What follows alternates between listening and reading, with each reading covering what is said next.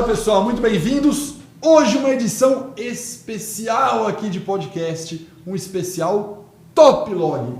E para contar o que é essa edição especial de Top Log, eu vou chamar nada menos do que Rui. Rui, um prazerzaço estar aqui com você. Muito obrigado por estarmos fazendo junto esse podcast tão especial. E pode se apresentar e apresentar o que é o Top Log. Muito bom, muito obrigado, Alex, pela oportunidade. Já antecipando, obrigado aí aos colegas que disponibilizaram o seu tempo para estar aqui com a gente.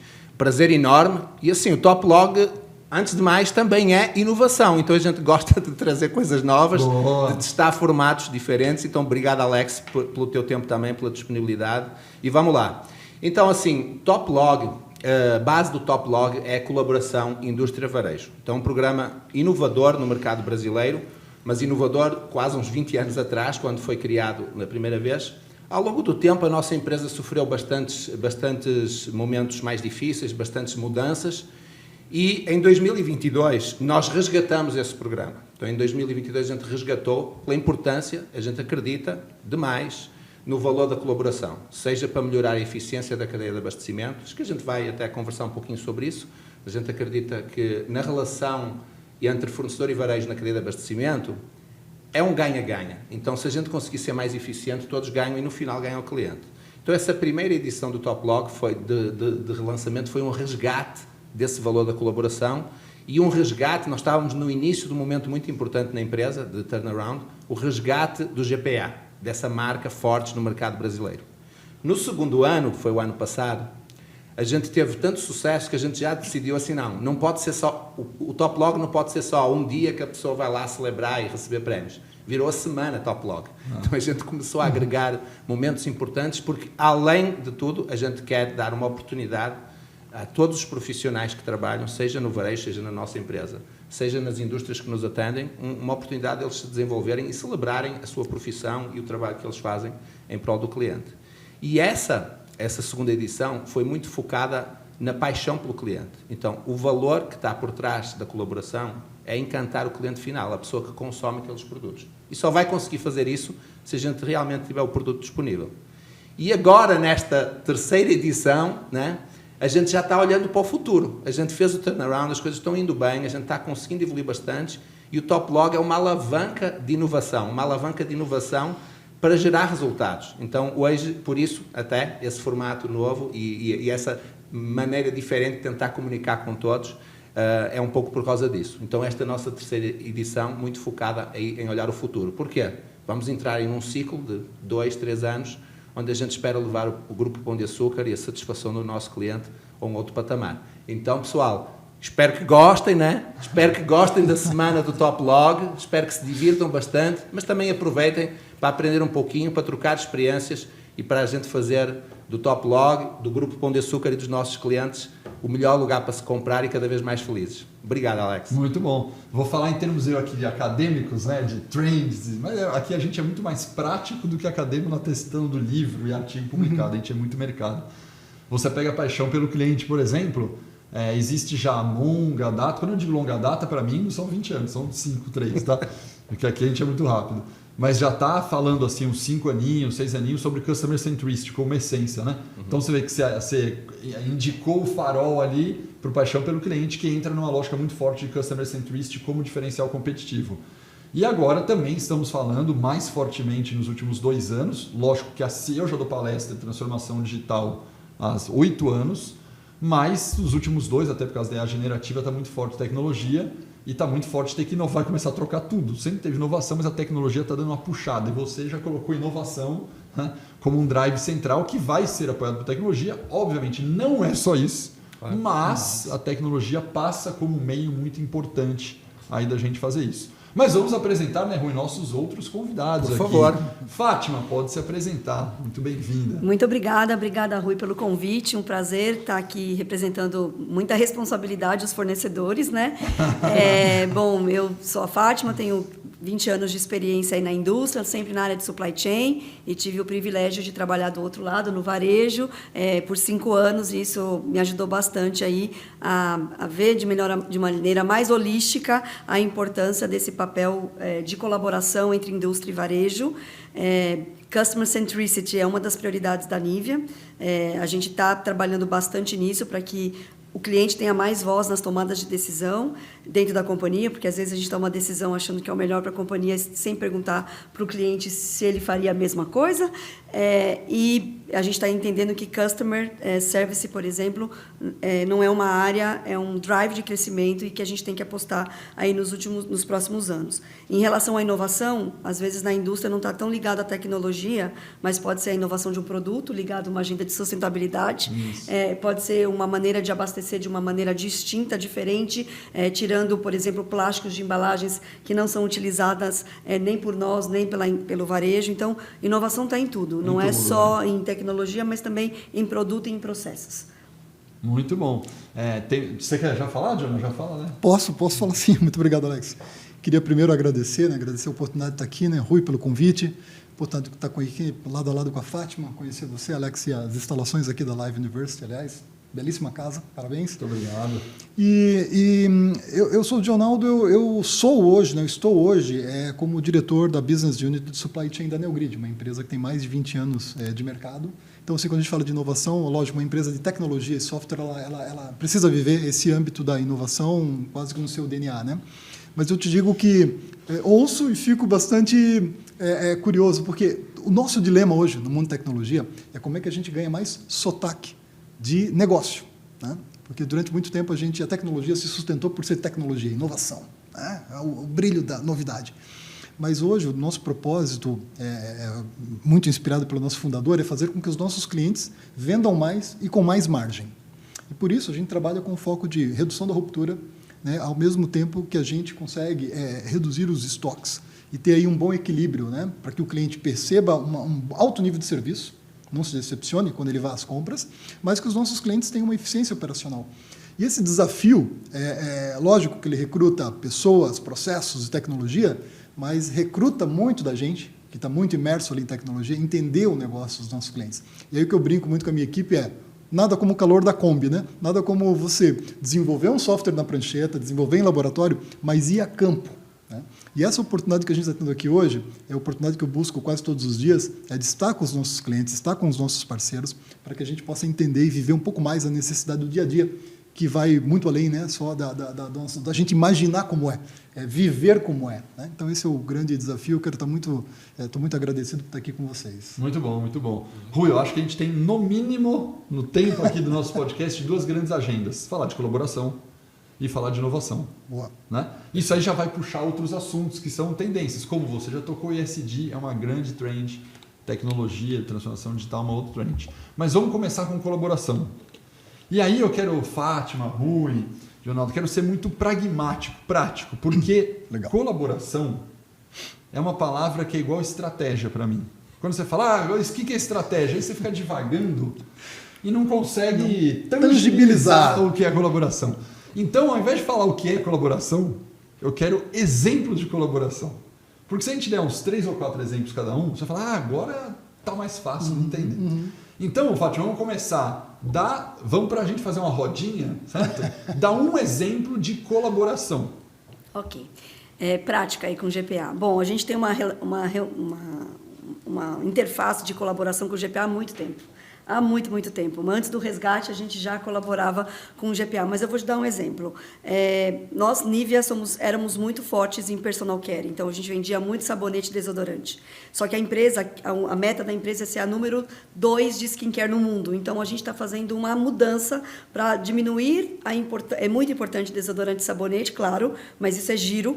Mas a gente está querendo ser muito mais especialista em skincare. Perfeito. E estamos tendo bastante sucesso nisso, porque somos somos número 1 em market share em várias categorias e várias... Então, estamos indo bem. Só que é muito mais difícil prever a demanda de um mercado de skincare, né? A penetração nos lares brasileiros ainda é muito menor comparado com desodorante e sabonete. Então, percalços acontecem no meio do caminho, como previsão de demanda de um mercado que é muito mais volátil, com muitos mais players, por exemplo, players que estavam ficando só na rede social, por exemplo, marcas que eram só digitais, agora estão avançando para as gôndolas da farmácia, por exemplo. Dos influencers, exatamente. influenciadores, isso aí está mudando drasticamente o negócio. Então, é muito mais difícil você prever demanda de categorias de skincare do que era de personal care. É muito mais instável do que estável. Um exemplo de colaboração é como a gente já tem essa colaboração com o GPA, e colaboração é relacionamento, é credibilidade, é falar a real, ser transparente sobre as dificuldades que a gente está tendo. Em alguns momentos, a gente, obviamente, conversa e diz, olha, eu estou com ruptura na indústria de uma determinada categoria, por exemplo, lip care, que era uma categoria que não era ninguém, e aí um concorrente que chegou, que eu nem preciso citar, nos ajudou a ampliar mercado, então ele nos ajudou. Então, às vezes a gente fala, poxa, a gente perdeu a liderança de market share, mas a gente já ganhou de novo, mas esse competidor nos ajudou a alavancar o mercado. Era um mercado muito pequeno, mas em um determinado momento, obviamente, a gente não estava preparada para essa demanda. Então, um exemplo de colaboração é eu não atender os pedidos do GPA no momento que eles entraram com o pedido, mas assim que o estoque chegou dentro de casa, pegar o telefone e ligar para o GPA e falar, coloca pedido agora que o estoque está aí. E aí, não ter do lado do GPA a dúvida de que será que eu estou falando isso porque eu quero fazer minha meta de vendas ou será que eu realmente estou preocupada com a ruptura nas lojas dele. Então, eu acho que isso é um exemplo prático de quando a gente consegue... Vamos pegar essa colaboração. Rui, por que você é bem pragmático, por que você acredita que ela não está te vendendo? O que te conquistou o time inteiro lá? Porque eu conheço a Fátima e gosto dela. Bem, mas brincadeiras à parte, é um pouco isso. Então, a colaboração começa com um estado de espírito. A pessoa tem que realmente acreditar nisso. E tem uma parte que fica, às vezes, escondida, que é mudar a cultura de trabalho das pessoas. Não é? Então, assim, isso fica escondido, mas é muito forte. Ganhar essa confiança. Porque existe uma desconfiança sempre, ou uma ideia passada de que a negociação comercial é um ganha-perde, eu estou-te tirando algo para dar. Mas, de novo, cadeia de abastecimento não é isso. Cadeia de abastecimento é ganha-ganho. Então, esse exemplo da Fátima é perfeito. Então, muitas vezes, eu pergunto para o meu time, e aí, está em ruptura por quê? Aí, o fornecedor não entregou. Desculpa, isso não é motivo. Isso é só a febre, né? É só a consequência. Não entregou por quê? Por que não entregou? Aí a gente vai descobrir e às vezes descobre coisas desse tipo. Nós temos, por exemplo, uma cadeia de pedidos. Vamos supor que a gente faz pedido para aquele fornecedor uma vez por semana, uma vez a cada 15 dias. Depende, não interessa. Só que, por acaso, aquele produto, por exemplo, é um produto importado que chega no dia 10 de cada mês, é tipo uma janelinha, chega dia 10, todos os pedidos que caírem no dia 10 a gente já pega, mas se for pedido no dia 15, que é na nossa data, nunca vai pegar aquele produto e a gente fica sempre em ruptura. Então, um exemplo meio aleatório, mas não é tão aleatório assim, coisas que acontecem. Essa colaboração, essa transparência te permite alterar os processos, ajustar os processos, para permitir que a gente tire o máximo de eficiência. E então, isso é preciso ser feito com confiança, com muita reunião, com muita conversa. E muitas vezes o ser inovador, aí já conectando também um pouquinho, não é só os sistemas ou só as informações, são muito importantes. Mas também, às vezes, são coisas mais simples, como, por exemplo, mudar a cultura de fazer as coisas das pessoas, a mentalidade das pessoas. Aí uma coisa, por exemplo, que a gente faz, não está fazendo com a Nivea, por exemplo, até porque a Nivea não é um fornecedor tão grande assim, então não é tão complexo, a gente consegue fazer com as nossas equipes bem, mas, por exemplo, quando o fornecedor é muito grande, muito complexo, a gente está dando a chance de ele ter uma pessoa na nossa equipe só olhando os produtos dele. Então eu tenho uma pessoa na minha equipe só olhando aqueles produtos. O que para o pessoal do comercial chama de key account, né? Para nós a gente chama de implante. Então, assim, a pessoa está lá... nome, mas a lógica é, tem um key account no comercial, Muita gente que vai estar ouvindo a gente aqui, tem um key account para atender o GPA, legal, tem um key account do outro lado com outro nome. Exatamente. Então, assim, é uma inovação, de certa forma, porque a gente, no passado, nunca fazia coisas desse tipo, mas não foi preciso uma mudança tecnológica grande neste caso. Né? Agora, ajuda o trabalho dele se ele tiver boas ferramentas. Isso é outra etapa. Tá? Mas é um pouco isso. Boa. Eu vou fazer um destaque aqui, né, no que você falou com siglas, né? Legal, siglas. Todo lado acadêmico, entendeu, Jonathan? Tô tranquilo aqui. Siglas de 3 letras, siglas geralmente. Três letras, acertou. 3 letras. 4 né? A gente tem uma relação B2B. mas você está falando que na confiança o B2A, né? Ou seja, business to human, Exatamente. é muito importante. E aí alguns já defendem o age-to-age, né? Human to human. Então, por mais que há uma relação B2B, Nivea e GPA, existe na sua cabeça a colaboração, ela vira real quando você tem uma relação ser humano com ser humano e você tem uma confiança dos dados que estão transacionando ao longo de um histórico do tempo. Isso gera confiança, né? Exatamente. Deixa eu te dar só um exemplo. Amanhã, por exemplo, nós temos um evento que faz parte da semana Toplog e foi impressionante, porque a gente anunciou e em 15 minutos as vagas todas esgotaram. É inacreditável. O ano passado a gente teve que ficar ligando para as pessoas, pedindo para participarem, e este ano durou 15 minutos. Então, a gente abriu 15 vagas para 15 fornecedores nossos, aleatórios, quem quiser. Pode ser nem sei, pode ser da Nivea, da Danone, sei lá. Virem connosco numa instituição que a gente ajuda crianças e adolescentes em situação de vulnerabilidade, ajudar a pintar lá as paredes, ajudar a organizar o bazar e tudo. Isso o que é? Primeiro é para as pessoas conhecerem que o GPA não fica só vendendo produto, a gente também se preocupa com a comunidade, mas é para criar essas relações, para a gente entender que do outro lado estão pessoas e que a gente trabalha com pessoas. Perfeito. E que a gente quer o melhor para as pessoas, do nosso lado, mas também do outro lado. Eu quero que a Fátima tenha sucesso. Espero que a Fátima queira que eu tenha sucesso também. E o nosso sucesso se conquista atendendo o nosso cliente. Perfeito. Então, só um exemplo aí da importância de conexão, né? Muito bom. Ronaldo, um exemplo de colaboração aí. Tá legal. Eu só vou fazer um preâmbulo assim que tem uma crença, né, que assim, diga como me medes e eu vou te dizer como é que eu vou me comportar, né? Então, eu acho que nessa relação varejo, indústria, né, e todos os intermediários aí no processo, quando a gente fala de colaboração, a gente tem que trabalhar a colaboração dentro e fora de casa, né? Porque, especialmente grandes corporações, também são muito ciladas, né? Então, você tem logística com as suas métricas, com o seu olhar. Muitas vezes, se ela não for embarcada no objetivo maior da empresa, ela não consegue responder adequadamente, mesmo a empresa tentando fazer algo correto. Por exemplo, vamos pegar o exemplo que estamos aqui, né? Nivea e o GPA, né? Se a gente quer ter uma atividade colaborativa forte, dentro da Nivea, imagina o esforço que é também para embarcar todas as áreas naquele propósito. Porque se você pegar a logística e fazer, vou te medir por metro cúbico ocupado, ele dificilmente vai olhar para o sellout, dificilmente vai olhar para o sell-in, ele vai olhar por tonelada, quilômetro rodado, né? E aí começam as grandes divergências do processo.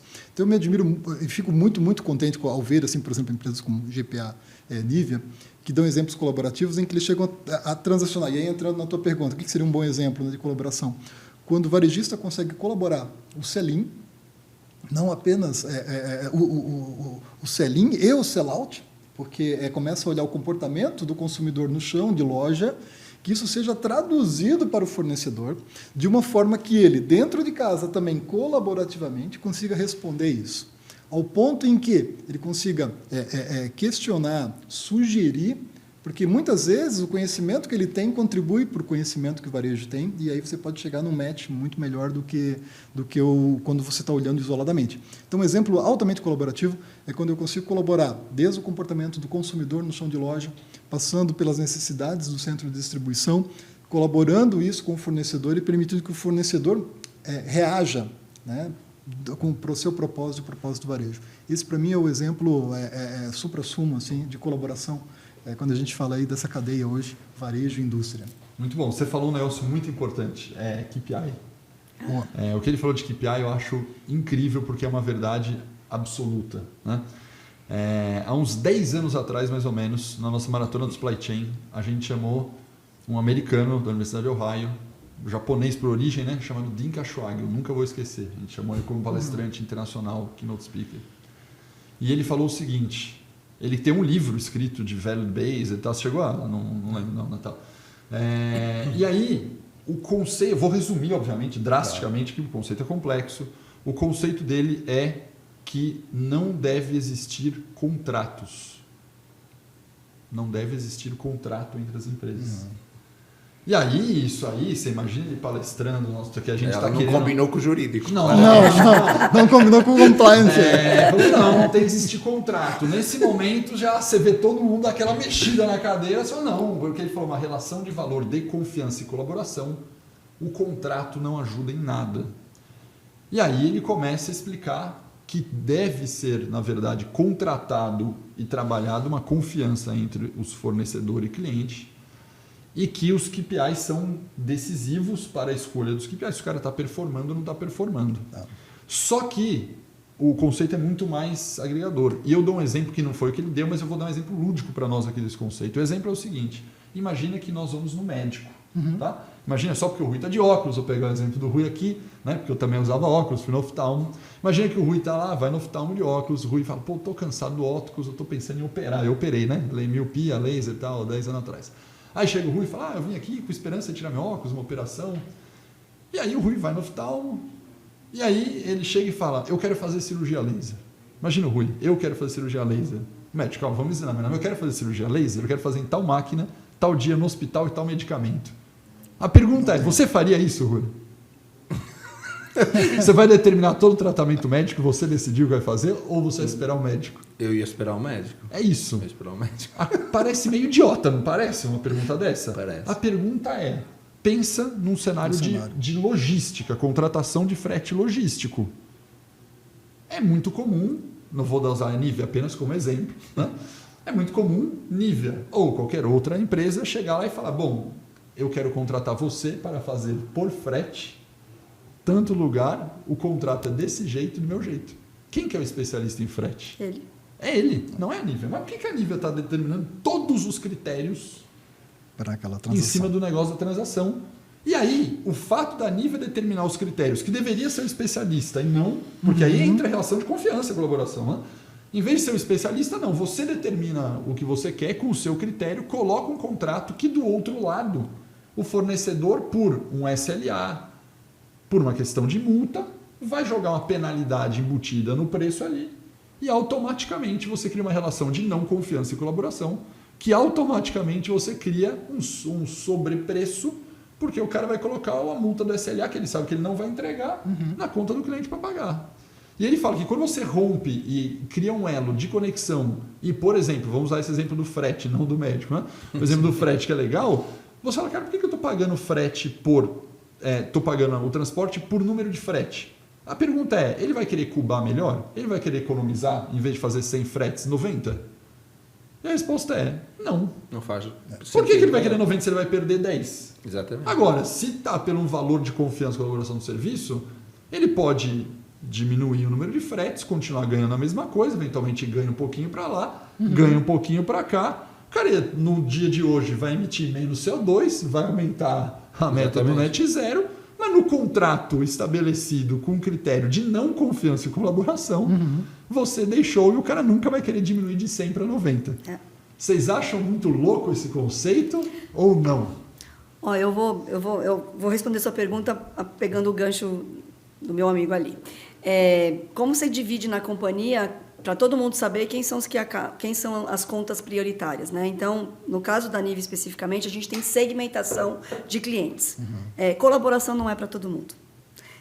Colaboração é para quem está com vontade de behavior, como você comentou, de colaborar. Muito bom. Então, se a gente não setar essa expectativa, quem está do lado de cada indústria tentando colaborar e se frustrando, vai ser uma frustração imensa. Então, primeiro, no caso da Nivea, a gente, junto com o time de vendas, porque não adianta ter uma prioridade de venda que não é da logística, não faz sentido. Boa, perfeito. Então, vendas com logística estabeleceu quem são os clientes. Perfeita clientes colocação. Perfeito. Que a gente tem que colocar como key accounts dentro da empresa. Tá? E no caso da Nivea, a gente tem 13 clientes no topo da pirâmide e o GPA é um dos 13.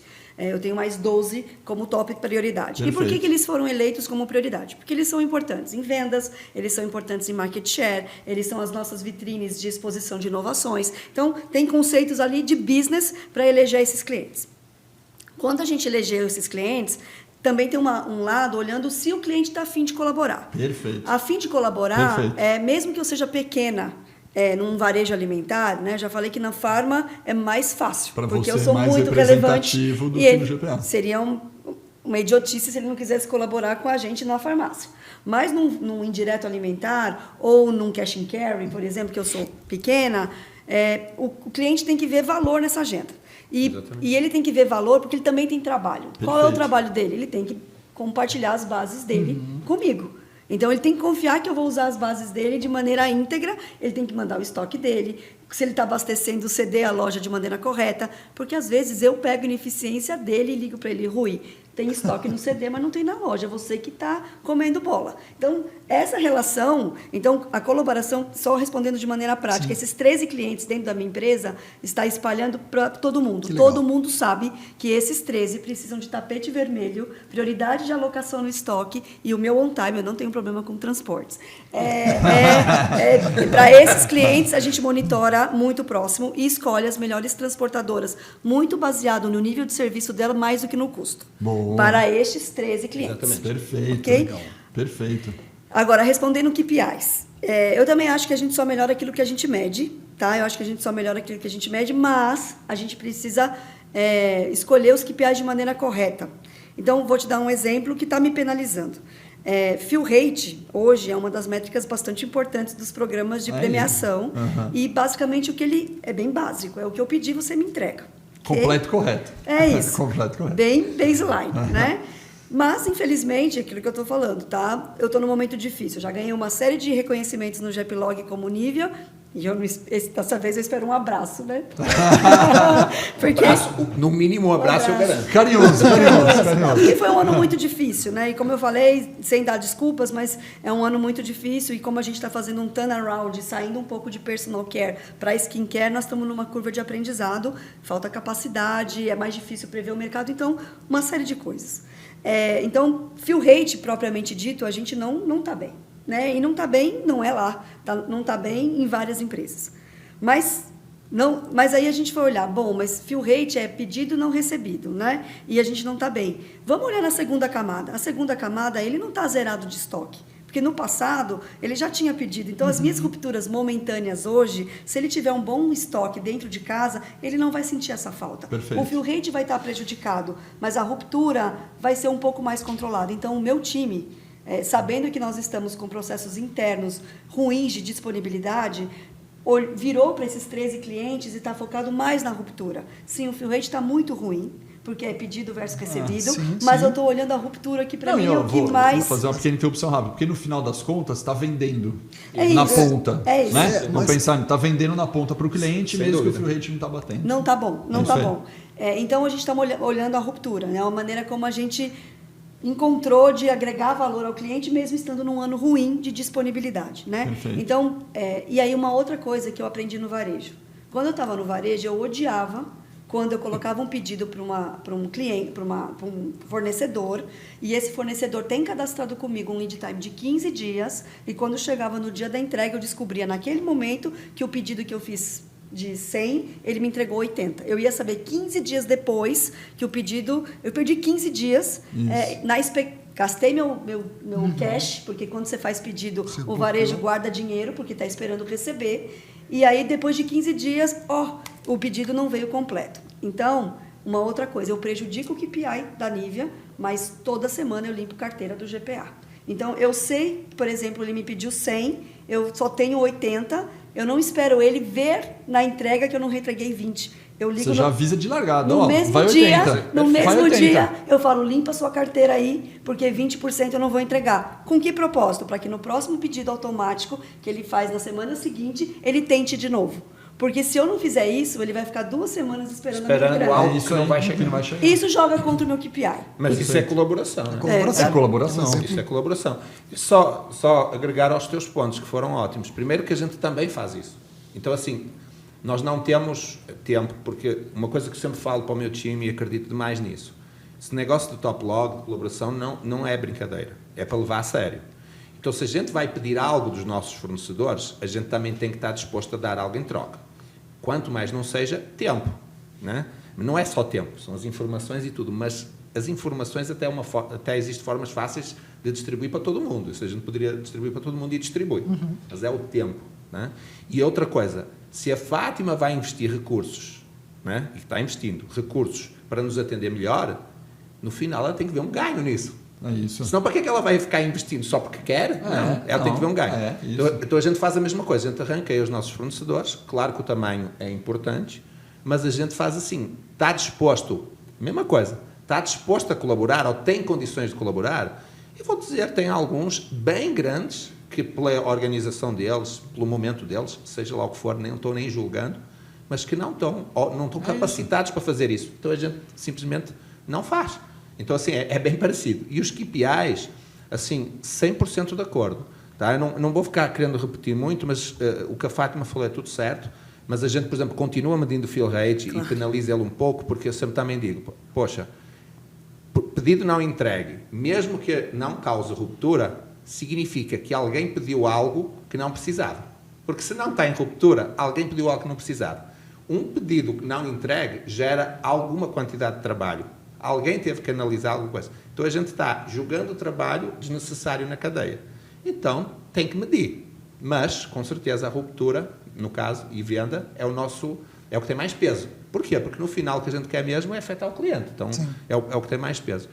Para terminar, olhando já para o futuro, uma coisa que a gente ainda não conseguiu fazer, mas que eu tenho desafiado muito o time, espero que neste próximo ano, com a inovação, venha, que é colocar outros indicadores lá que mostrem os ganhos que os fornecedores têm, para ser mais transparente aí. Exemplo, eu tenho pedido ao meu time, mas já não conseguiu ainda, mas eu quero ser medido pelo tempo de descarga no nosso CD. Então, se eu estou descarregando em 8 horas e agora estou descarregando em 2, o processo está melhor e o meu fornecedor está ganhando com isso, porque ele está desperdiçando menos tempo. Ou devoluções, por exemplo, se a devolução é um gasto, não é? O cara foi até lá e teve que voltar. Então, devoluções estão reduzindo. Então, a gente quer trazer outros KPIs que medem essas outras coisas que às vezes passam despercebidas, mas que representam muito valor. Até para ESG também, porque muito disso é desperdício de frota e de tudo. Tá? Deixa eu falar modelos, né? É legal comentar modelos agora. O que vocês estão falando está incrível, porque bate na veia. Nós aqui em aula, dentro dos nossos MBAs, curso em compra que a gente faz, a gente tem duas matrizes. Uma matriz que faz segmentação pelo lado da Nivea e a outra que chama percepção do fornecedor. Você imagina o que ele quer e você faz ao mesmo contrário. Se você está aplicando, você imagina o que ele quer. Vocês usam duas matrizes, a de vocês e a do outro lado. E essas matrizes, elas se cruzam e geram uma matriz de 16 quadrantes, onde, de acordo com o cruzamento de essa matriz de percepção do fornecedor, de 4 quadrantes, ela entra dentro de cada quadrantezinho do outro. E nesse cruzamento você entende quais são os fornecedores para segmentar, porque ele está disposto do outro lado. E a gente já tem um modelo exatamente para isso que vocês estão falando. Muito bom. E os critérios são importantes. Se vocês comentaram, eu vou reforçar. A gente bate muito na tecla do critério não ser apenas volume. A gente bate muito nessa tecla. Não pode ser só por volume, porque tem critérios de representatividade da marca, tem critérios de inovação. É muito louco. Você pensa, como inovação? Tem critério que a gente põe nessas matrizes, que é o seguinte: o quanto que o teu cliente te puxa em termos de inovação. Tem cliente que te puxa muito inovação. Isso é ótimo, porque ele desenvolve um monte de produto, pode no seu volume tão grande, só que essa inovação desse produto você vende para toda a cadeia depois. E é um cara que te exige muito, né? Só, o cara tá pedindo fazer não sei o quê. Cara, mas é ótimo. Então você prioriza... O caso do Pão de Açúcar é bem esse, Alex. É isso. Porque, por exemplo, inovação hoje é um nós hoje não somos o maior varejista do Brasil. Né? Então, de volume, a gente não seria um grande destaque, mas o perfil do público que tem nas lojas do nosso Pão de Açúcar é um perfil de influenciadores e de pessoas com peso no mercado. Então, é interessante para as marcas estar presente no Pão de Açúcar o quanto antes melhor. É isso. Então, assim, às vezes o tamanho, como tu dizes, não é tudo. Isso, né? não é tudo. Tem uma outra dimensão ali que é o critério de decisão. É isso. Exatamente. Então, a dica é, façam isso que vocês estão falando, que tem que fazer, mas não fiquem só no volume. A dica tem vários critérios para fazer o cruzamento. Mas o ponto é assim, né? São conversas áridas muitas vezes, né? Mas que precisam ter a maturidade para serem colocadas na mesa, né? Quando você vai, porque imagina, a logística vai procurar a comercial hoje, vai falar assim, poxa, a gente tem que vender por volume, temos que vender por outro critério, né?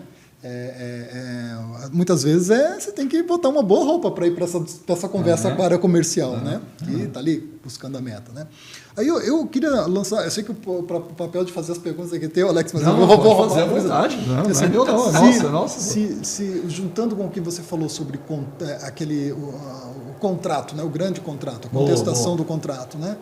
Se você quão longe a gente está de uma possibilidade de você medir, colaborar por performance de metro quadrado? Vamos supor que metro quadrado da loja GPA é algo relevante, né? como é que eu maximizo o giro de capital investido ali e o throughput em dinheiro que aquilo gera para o GPA e, por consequência, para toda a cadeia, né? O quão longe a gente está de pegar o seguinte, ó, Nívia, você tem X metro quadrado aqui de gôndola e vamos medir, independente do produto, vamos medir o giro e o retorno sobre o capital investido que a gente está envolvendo aqui. Isso é algo que, pragmaticamente, poderia ser Leonardo, assim, não vejo isso como uma coisa muito, muito fácil, porque tem muita variável aí, tá? Não vou dizer que isso não é importante, claro que é importante, e vários dos KPIs, e tu comentaste até no início, né? Como diminuir a ruptura, mas com menos estoque. Então, assim, esses KPIs de giro e de eficiência são muito importantes. Mas quando tu vais numa loja, aí depende do formato. Eu vou falar mais do Pão de Açúcar. Quando tu vais no Pão de Açúcar, o cliente vai com uma expectativa de uma proposta de valor que supostamente a gente está tentando entregar. Por exemplo, no Pão de Açúcar é um formato de supermercado mais premium, tá? Então, quando tu estás com essa proposta de valor, tu tens que mesclar as coisas. Então, eu não posso ter só, por exemplo, produto de alto giro, que com certeza ia ter nessa base de indicadores uma performance excelente, porque eu preciso ter produtos que eu sei que não vão vender bem. Não vão desempenhar bem, vão vender pouco. Mas tem uma baita margem. Tem uma alguns margem, importantes. Mas alguns nem sequer têm uma boa margem. Tá. Nem sequer têm uma boa margem. Mas é proposta de valor. Tem que estar lá. Tem que estar lá. Tu tens que ter alguns, eu vou dar um exemplo, tens que ter alguns azeites que são caros, não vendem muito, mas poucos clientes levam. Mas quando tu entras lá e vês que, oferta de azeite bacana, me dá vontade de comprar azeite aqui, vou levar o Andorinha, mas... Eu queria! Mas tem uma proposta, tem uma curadoria aqui, tem alguém pensando nisso. Então, por isso que é um pouco difícil. Talvez em alguns varejistas cujo maior indicador seja o volume e a eficiência, talvez seja um pouquinho. Nós, no Pão de Açúcar, está muito alavancado em serviço também e em margem. Então, assim, não posso olhar só para isso. Só para esse ano. É importante, não estou dizendo que não é. É muito importante e a gente tem essas discussões que estás a dizer. Mas não pode ser só isso.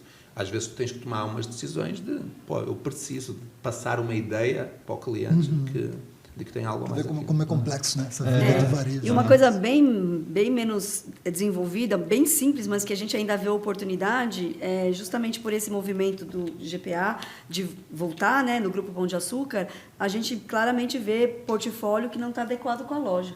Né? Portfólio que talvez esteja adequado com a loja, mas não é só a loja, mas também a localização e o tamanho da loja. Isso. Então, não é só uma... ajuda muito nisso, pode ajudar muito. A gente, como ele falou, ruptura, mas também está preocupado com dias de estoque naquela loja.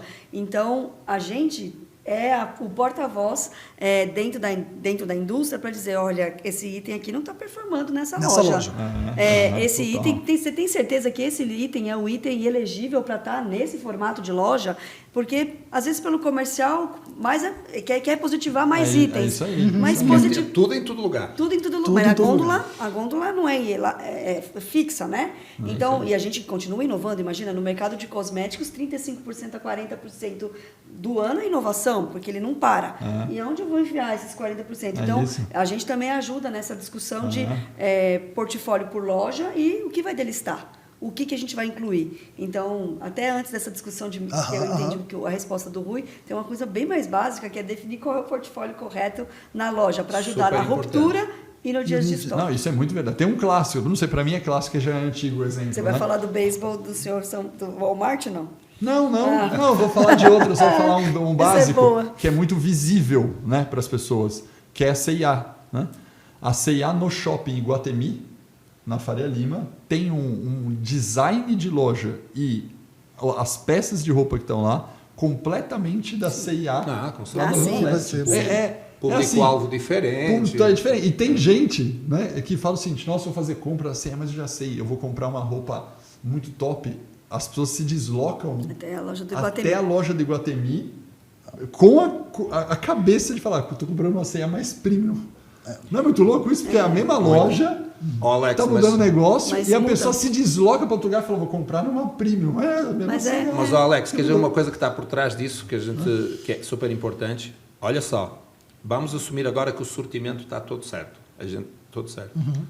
Uma das... Até hoje, com todas essas tecnologias que já estão disponíveis e com bastante integração que a gente evoluiu, Hoje, um dos grandes problemas de falta de entrega ou de falha de produto na ponta é erro de cadastro, de sortimento errado.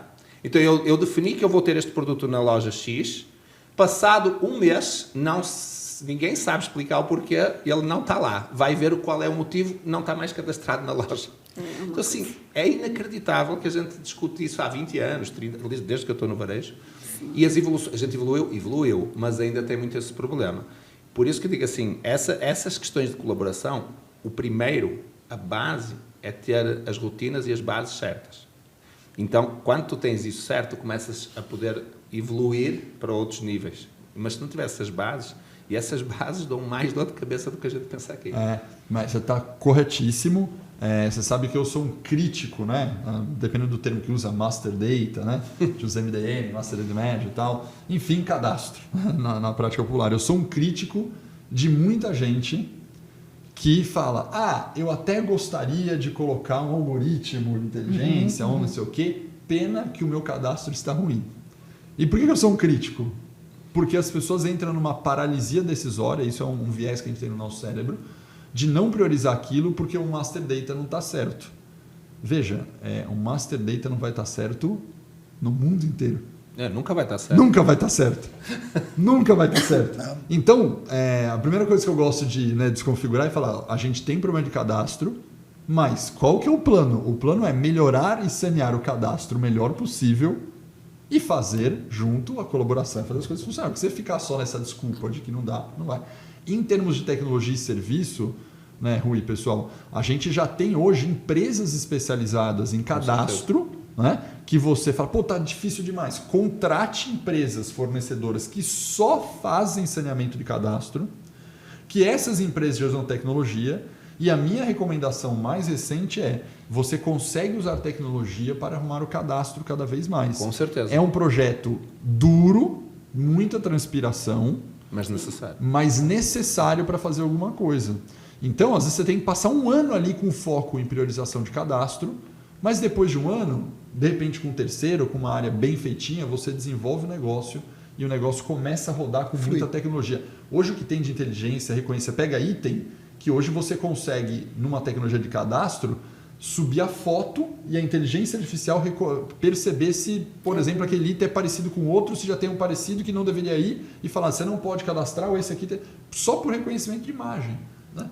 Então, hoje avançamos muito, só que as empresas ainda não estão dando um foco no cadastro de falar, cara, vamos perder um ano aqui, que a palavra não deveria ser perder, deveria ser investir. Né? Vamos investir um ano aqui no cadastro, em paralelo a tudo que eu faço, que eu vou ter um ganho enorme. Então, isso é uma coisa muito relevante, né?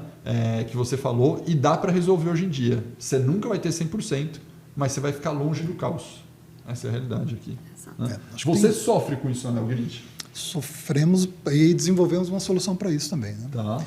Mas empresas como a Nível, por exemplo, você falou 30% do portfólio é novo esse ano? Sim, o nível de inovação. É um ritmo de um terço do cadastro tem que ser atualizado todos os anos, né? E sem contar a outra parte que é falha operacional, quando algo que já estava cadastrado se perde, né? Mas então, assim, nesse sentido, sim, existem muitas tecnologias, e aí a gente tomou cuidado de desenvolver algumas tecnologias que são... a gente tem uma brincadeira que a gente fala dentro de casa que é assim, né? Quando a cerca é mais cara que o cavalo, às vezes o cliente vai deixar o cavalo fugir, né? Então eu não posso também chegar com uma tecnologia que ela é eficiente, mas muito rebuscada, muito sofisticada, que às vezes o cliente ele não vai conseguir nem ter bolso para pagar muitas vezes, ou até mesmo mão de obra para executar, né?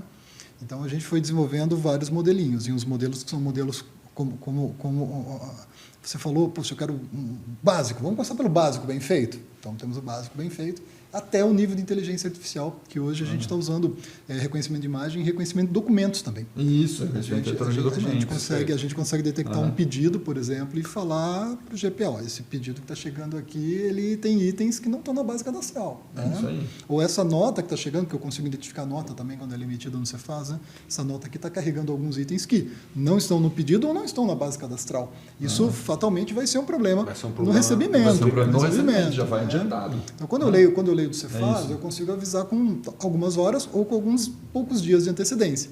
Agora, quando eu acesso as duas bases cadastrais, eu consigo fazer esse merge. Né? E sabe que falando em colaboração, usando essa palavra, tem mais uma coisa interessante, ou nos players fazerem uma colaboração sobre a base de cadastro, ou você estar com um terceiro. Isso. O que é interessantíssimo, você acabou de comentar, puxa, se a Nivea lança 30% de produtos novos, são 30% de cadastro, 1/3, que, por exemplo, o GPA tem que fazer toda hora. É um trabalho contínuo. Só que tem uma pegadinha positiva no meio da colaboração, de um fornecedor de colaboração.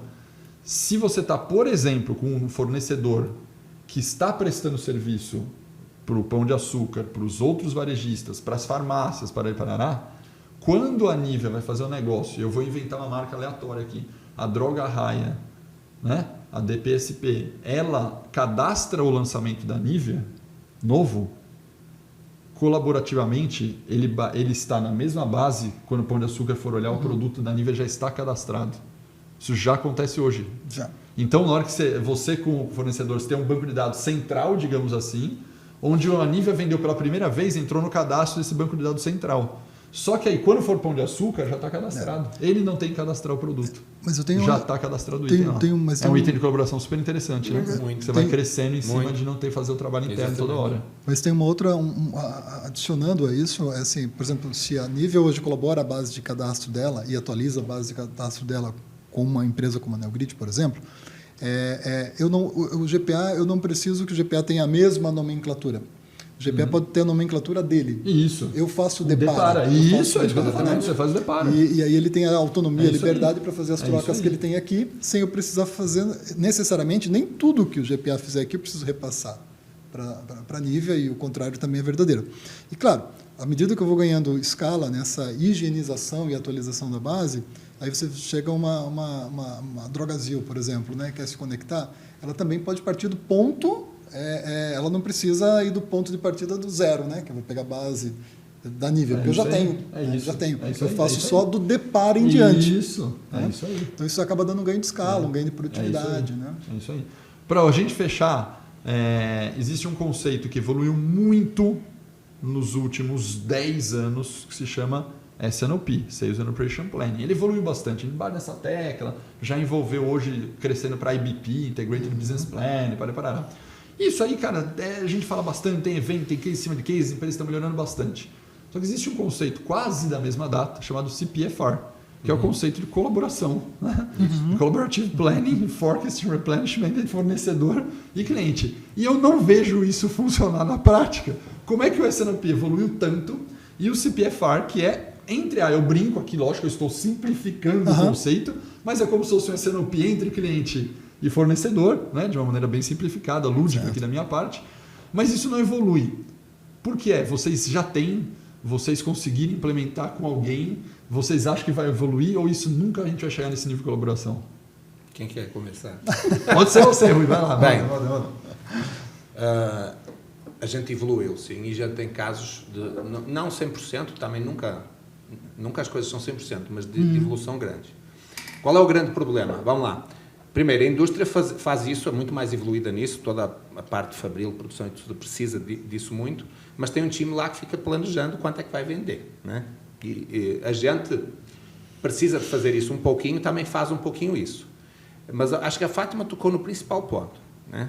Essas equipes comerciais não se conversam bem. Né? Então, e muitas decisões são tomadas... Aqui no Brasil tem muito aquela coisa de... É muito nervoso, o mercado é muito nervoso, precisa reagir amanhã, precisa fechar a meta. Então, tudo assim, a venda não está boa hoje, vamos fazer algo para amanhã. Às vezes, dá para fazer, né? Às vezes dá.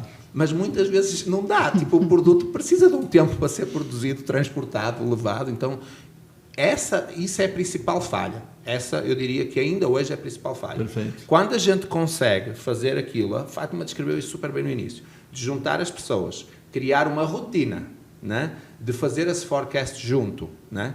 E depois esse forecast deriva para as duas empresas para prosseguir essa NOP de cada uma delas. Mas essa parte inicial é o fruto disso. Então, tem empresas que a gente já conseguiu evoluir, já faz relativamente bem. De novo, nunca é perfeito. Isso também não. acontece Nem o nosso SNOP, nunca vai nem ser o nosso perfeito. BCP é perfeito. Exatamente, nunca vai ser. Mas tem empresas que a gente já consegue fazer bastante bem, faz esse trabalho, vê todas as promoções que vão acontecer. O fornecedor traz para a mesa, olha, eu não vou ter esse produto nesta fase, neste mês, porque estou com um problema, ou seja lá o que for, né? A gente faz isso, mapeia, define os volumes e depois eles descem para cada área e depois a gente fica só monitorando e acompanhando. Então é possível fazer, só que lá está, exige disciplina, rotina e existe também é preciso ter algumas ferramentas, no mínimo uma boa integração de dados entre ambos, no mínimo. Mas também não adianta ter as ferramentas se não tiver disponibilidade e a vontade de fazer isso. Então, é uma combinação muito forte. Será que, já vai a pergunta para a Fátima para você fazer o comentário, será que uma lógica de uma maneira mais objetiva aqui e produtiva da minha parte não seria a gente pegar aquela segmentação que a gente falou e tentar justamente com essa segmentação dos 13, né, que você tem, falar, puxa, com esses 13 eu vou tentar fazer o CPFR funcionar e não a ilusão de que você vai fazer para todo mundo. Seria esse um caminho, Fátima, você acha? Eu acho que a gente está um pouco longe disso ainda, porque Tá a bom. gente, assim, porque vou dar um exemplo da Nivea, né? De novo, a gente tem 2 portfólios, duas business units, agora temos uma terceira, né? Porque a gente tem personal care, skincare e agora a gente tem Eucerin, que é dermocosméticos. Então, eu tenho 3 BUs dentro da mesma empresa. Quando você faz uma matriz de segmentação, você vê que e a gente atende todos os canais direto. Então, eu tenho farma cadeia, farma, indireto farma, alimentar regional, cash and carry, o indireto tradicional e o distribuidor. Quando você faz uma matriz de segmentação do nosso volume vendido por tipo de canal, é completamente diferente. Então, você imagina que o indireto é muito mais forte em skincare, em personal care, um farma mais skin. Então, eu te diria que ainda nós, dentro de casa, estamos ainda... Tivemos mudança na organização, então quando você perde o diretor de vendas por uma movimentação, a gente volta a ter que construir algumas coisas do zero. Perfeito. E nós estamos nesse processo, mas eu te diria ainda que nós estamos buscando fazer uma melhor estimativa de venda por canal, por tipo de BU.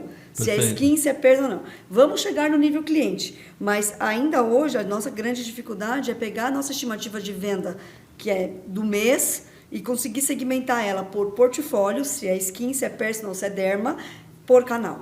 E mais, como a gente falou, por loja e por região da loja. Exato. Né? Então, você imagina, quando eu vejo, por exemplo, a minha par do México, eu tenho uma par do México que faz o mesmo trabalho que eu, 8 clientes fazem 90% do volume dela. Aqui é muito mais... Aqui, muito mais eu atendo pulverizado, 250 clientes diretamente. Eu entrego em pontos 1.600. Então, fora distribuidor. Nem estou falando, eu diretamente chego. Eu diretamente com os caminhões, com os meus parceiros de logística, eu chego em 1.600 pontos de entrega. Com 200 clientes diretos, fora os distribuidores que entregam para o Brasil afora. Então, para mim, essa realidade ainda de... Obviamente, aí eu vou dar só um ponto. E-commerce é um pouco diferente. Né? Dentro desses 13, eu tenho a senhora Amazon na conta. É diferente por quê? Porque o portfólio A dela, geralmente, é o C de um varejo tradicional. Então, se eu não olhar por que se vende no online, com um olhar um pouco mais atento, eu vou errar demais lá, porque o item que não é nada no varejo tradicional, para ele é o top 1 de venda. Então, o cuidado que a gente está tendo agora, nesse momento, ainda não é para o cliente, ainda não é para o canal, estamos construindo, mas o primeiro ajuste que eu estou fazendo é escolher olhar na real quem são os top 10 ou 15 do e-com. Perfeito. Porque se eu não olhar assim, não vai ter estoque para ele. Porque se eu continuar olhando o massivo, o item que ele mais vende é um item CC da curva C. Então, eu não vou olhar esse cara, mas eu tenho que olhar porque para ele é o top 1 de venda. Então, ainda estamos respondendo a sua pergunta prática, ainda estamos longe de fazer por cliente, até porque o erro vai ser maior. Tá. Né? Quando a gente pega uma maçaroca inteira de clientes, eu tento, na lógica, uma maçaroca, um vende, outro vai, eu compenso, eu vou acertar mais. Quando você vai muito na granulometria, o que o GPA não fizer, para quem que eu vou compensar? É o GPA com o GPA.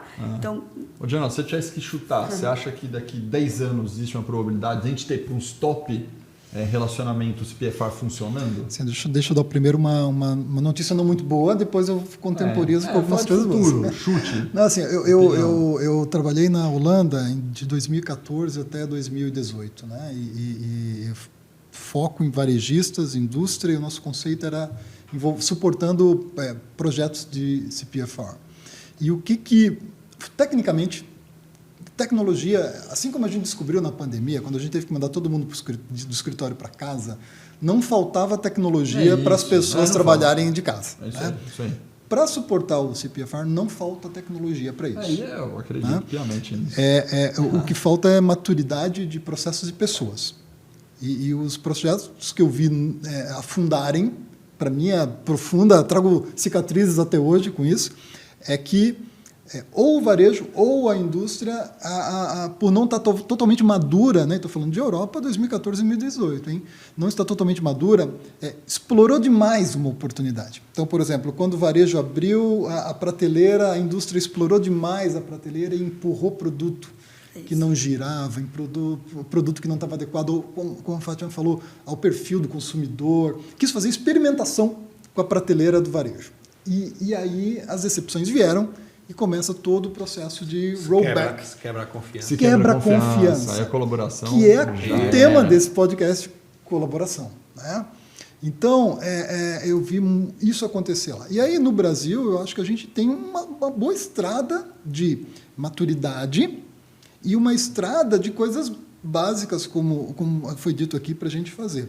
Agora, se você não mirar no CPFR e mirar em outras camadas mais intermediárias, como, por exemplo, eu já vejo hoje, nós temos exemplos e cases, quem dá um Google e vai encontrar, temos fornecedores já fazendo processo de VMI, né? VMI CD, VMI loja, que é muito próximo de um CPFR, porque temos alguns exemplos também. Né? Porque você vai precisar tomar decisão do que eu vou repor CD ou repor loja.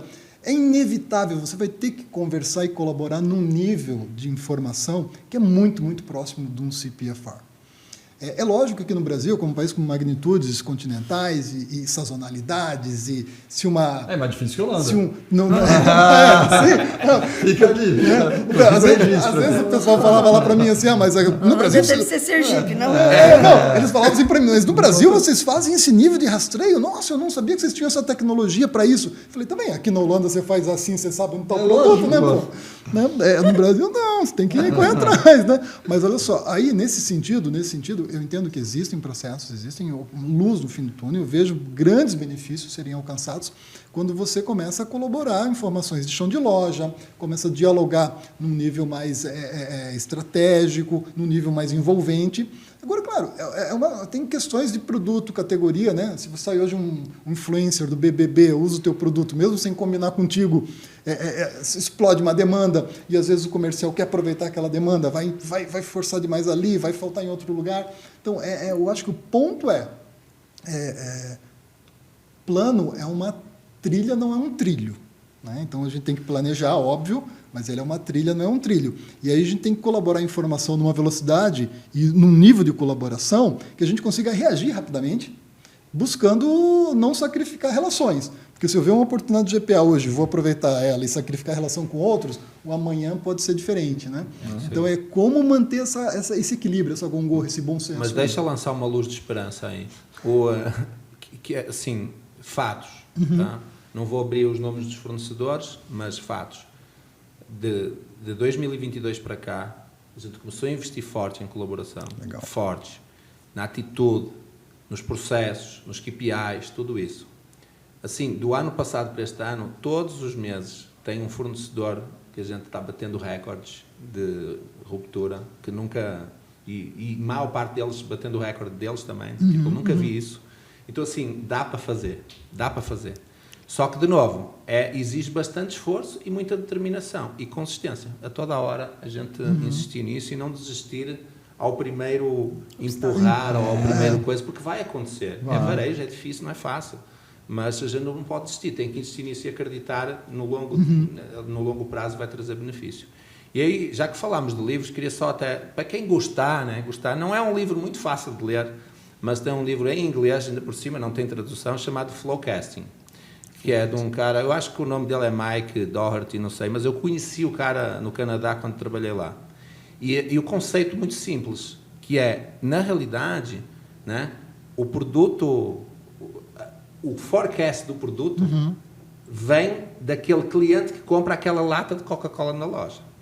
Essa compra desse cliente, daquela lata de Coca-Cola, é que deveria alimentar Isso. todo o coisa. Todo.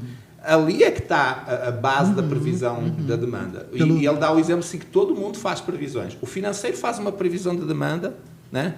Porque precisa de ter uma previsão de quanto vai vender. O comercial faz uma previsão. O pessoal da produção faz uma previsão. O pessoal da logística faz uma previsão. Tu tens, às vezes, 10, 15 forecasts diferentes na mesma empresa para determinar a mesma coisa.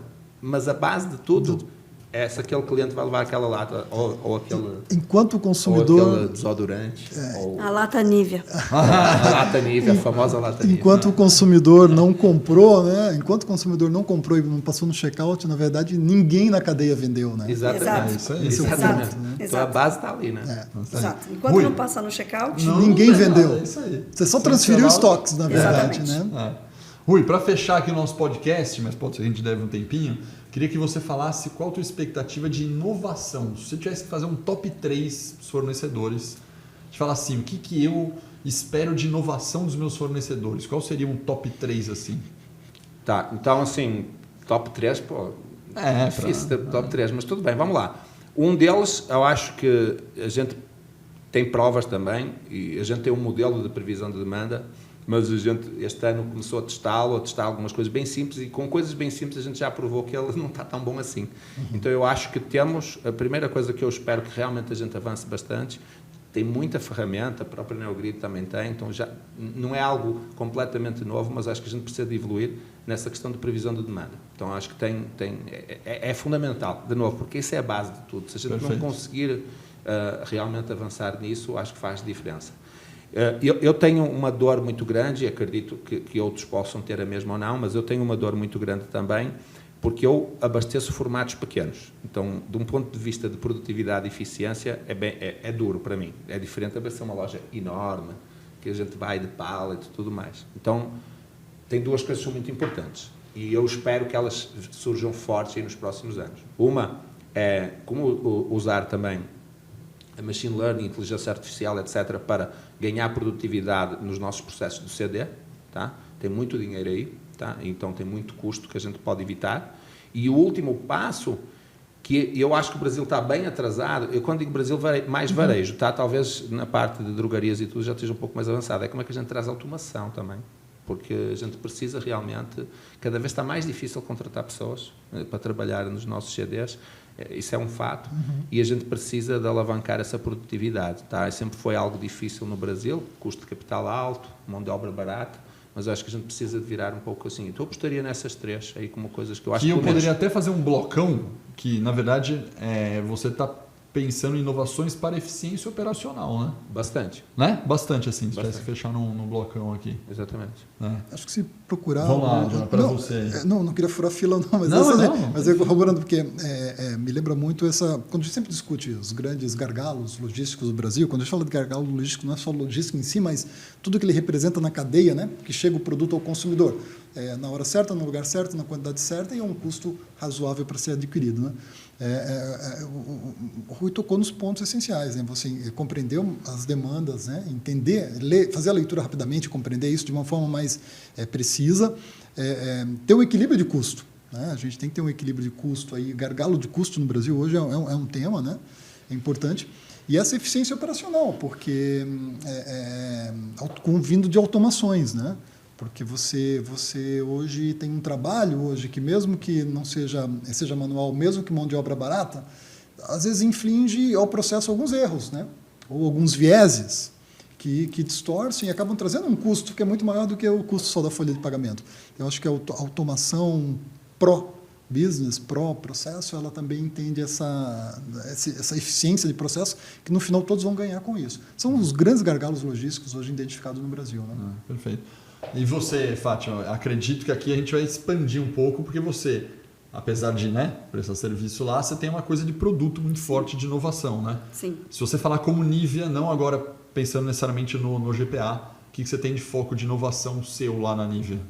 Então, a empresa... Top 3. Sim, inovação produto, com Produto. certeza, e a pegada de produto sustentável, então, Boa. sem microplásticos, com embalagens usando resina reciclável, com fórmulas mais limpas, que já é uma obrigação na Europa, isso já é regra lá, e agora vai chegar aqui no Brasil. Então, a Isso, gente vai tem chegar. muitos launches, muitos lançamentos, mas mais do que lançamentos, temos relaunches, relançamentos dos mesmos ícones da Nive, então, Body, a própria latinha, mas com embalagens recicladas, sustentáveis. Então, essa é a pegada da empresa, tem um compromisso global aí de que até 2030 a gente reduz o uso de plástico, redução de CO2, então a inovação maior está em processos industriais, Perfeito. então a fábrica está pensando em reduzir, como fazer para reduzir consumo de água. Redução de plástico e também CO2. redução e eliminação de CO2, produtos sustentáveis, a gente sabe que às vezes eles não são mais baratos ainda, mas a gente acredita que isso é a tendência. Olha a quantidade de catástrofes que a gente está vendo, então é uma pegada que não tem mais volta.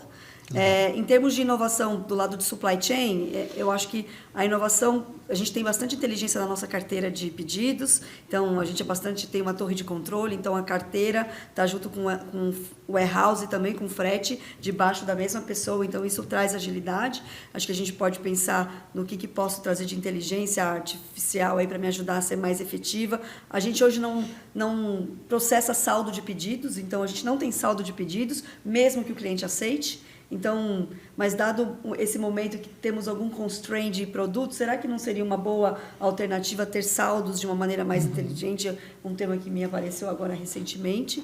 E, em termos de sustentabilidade nos CDs, nas distribuições, a matriz energética nossa é caminhão, não tem jeito, não adianta falar que vai fazer cabotagem para Manaus, uma carga e ferrovia para o Centro-Oeste. A gente é caminhão, mas o que a gente pode fazer melhor nesses caminhões? Uma melhor ocupação, não ter devolução. Multimodal, algumas pontos de last mile já com elétrico, então carga lá. Alguma coisa a gente nesse incentiva sentido. sempre backhaul, então tem uma série de iniciativas.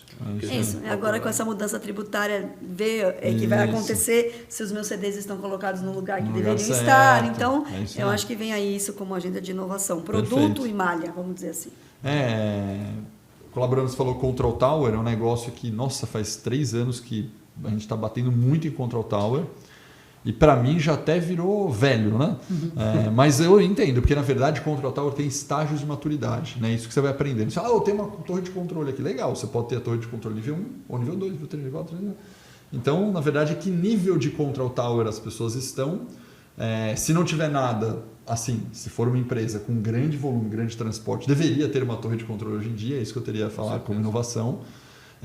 E aí tem um nível 2 aqui, eu estou simplificando ao máximo aqui de torre de controle, que é ter torre de controle com dados em tempo real. Parece meio ridículo, mas tem muita gente que ainda tem a torre de controle olhando de ontem, né, ou da semana para tomar uma decisão. Então, dados real é uma segunda grande tendência.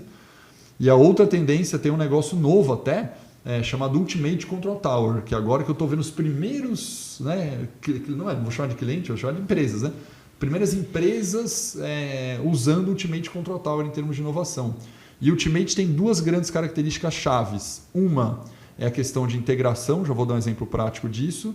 E a segunda é uma questão de, numa escala, ela já ser prescritiva com o uso de IA. Né?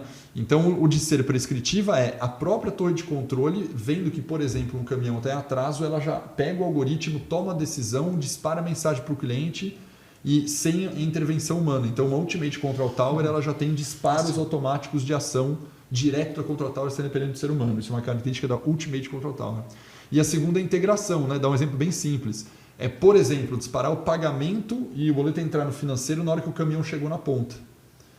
Então, há uma integração entre o departamento de vendas, supply e financeiro. Muito bom. E na hora que chega e o canhoto bateu com o MIAC, você bateu o canhoto digitalmente lá, dispara o fluxo automático e é pago pelo financeiro. Então já tem empresas no Brasil que estão usando alguns conceitos de Ultimate Control Tower. Acho que é uma inovação que vai entrar bastante. Rui, para fechar geral agora. ESG, ela puxou bastante na nível que ela está com essa pauta. Como que está a agenda disso em termos da, vou dizer assim, aspas, a sua exigência para os fornecedores do GPA em termos de exigência disso? Vou fazer um bench de mercado. O bench de mercado não dá para exigir o máximo de ESG, está começando uma onda mais forte aqui, seja ela de CO2, social, de compliance, governança, O que eu mais estou vendo no mercado é um plano que os fornecedores estão pedindo dos seus clientes para desenvolver algum indicador, alguma agenda para o próximo ano e ir evoluindo. Eu não estou vendo muita radicalidade ainda de falar, se você não tiver isso, você não fornece mais para mim. Eu estou vendo muito trabalho de, neste ano, para 2025 e 2026, criar planos em conjunto, já avisando, daqui 2, 3 anos vai ter que estar assim, começa a fazer por aí. Isso é benchmarking, como que você está no GPA de exigência para os fornecedores. Então, em termos de exigências, a não ser muito específico de exigências de qualidade na cadeia de produtos perecíveis, como carne, etc., ovos, peixe, etc., mas não vou muito focar nesses pontos aí, porque isso tem mais a ver até com a qualidade, mas claro, tem a ver com o ESG, de origem do produto, etc., mas não queria focar tanto aí. A amplitude de iniciativas que a gente pode ter são muito grandes, tá? São discussões bastante grandes que a gente tem.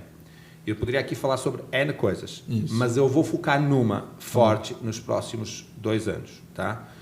Porquê quer dizer que eu não vou olhar as outras? Não, mas eu vou focar nela. Porquê? Porque eu acredito que essas coisas têm que estar aderentes ao nosso propósito como empresa e aderentes ao nosso resultado financeiro. Perfeito. Porque senão não movimenta.